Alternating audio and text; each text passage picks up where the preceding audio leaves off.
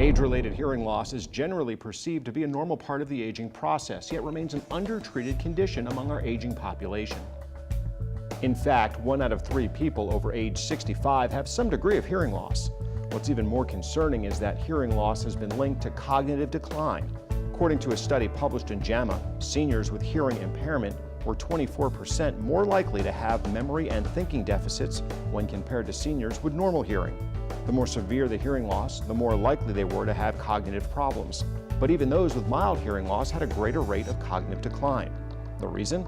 Scientists speculate that poor hearing increases the cognitive load on the brain. When the cells in the inner ear are damaged and can't regenerate, as with age-related hearing loss, the cells send a garbled signal to the brain instead of a crystal clear one.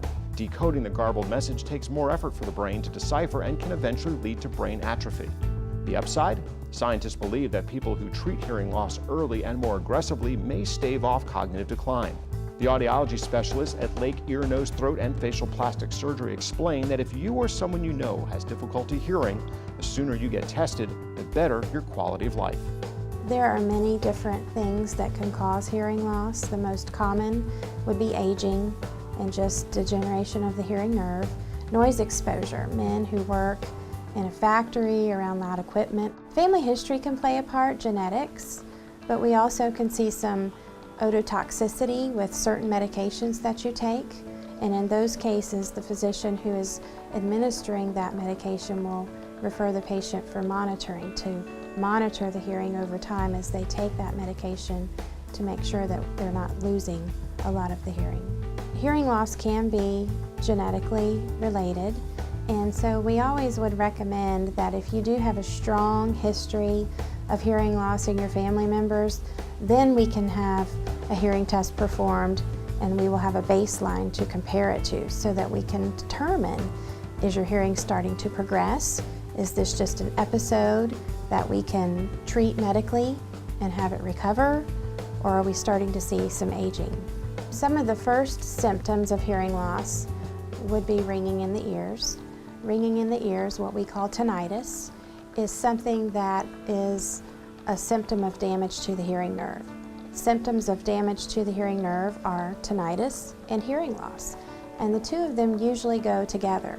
So many people will come in and say, my ears are ringing, and one of the first things we will do is test the hearing, because we want to determine, is there some damage or degeneration of the hearing nerve that can be associated with that ringing. Occasionally we will see someone who has a sudden hearing loss, and there are some ways of treating sudden hearing losses that we might see some recovery. But in general, when you start to see the gradual progression from the aging process, it's not something that we can recover. As aging occurs, there's damage to the hearing nerve. There's no way to stop it from happening. You'll just continue to have a progressive hearing loss over time. The sooner you move into a hearing aid early on in your hearing loss, the easier it is going to be for you to adjust. The people who wait and wait and wait and put it off and slowly over time forget all of the sounds in the environment that they hear have much more difficult time adjusting to hearing aids. And a hearing aid does you no good if it's sitting in a drawer. It's something that you need to communicate with your provider, you need to come back in, have some adjustments made. There are things that can be done to make it easier to get adjusted to.